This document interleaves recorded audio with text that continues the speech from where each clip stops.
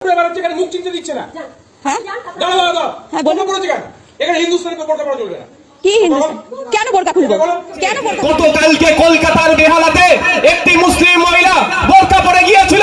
ওখানে দাঁড়িয়ে এক ভদ্রলোক বলতে বাধ্য হচ্ছি, রাজনীতি করছি না, নাহলে তো অন্য কিছু বলতাম। সে অর্ধলঙ্গ, সে বলছে এটা হিন্দুস্তান, এখানে বোরকা পরা যাবে না, এখানে তুমি বোরকা খুলে আসো। যে বলেছিল মুসলমানদের বাঁচাবো, তারই আমলে মুসলমান মহিলা বোরকা পরে গেলে বলছে বোরকা খুলে আসো। সংবিধানের 25 নম্বর ধারাটা খুলে দেখে নিন।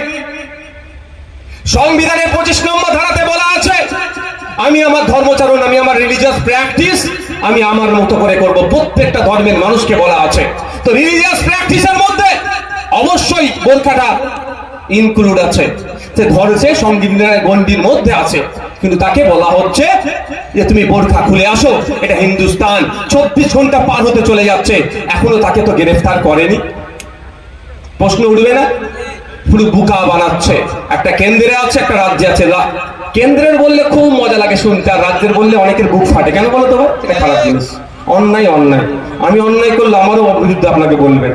যাক, সে প্রসঙ্গে যাচ্ছি না, ফিরে আসি।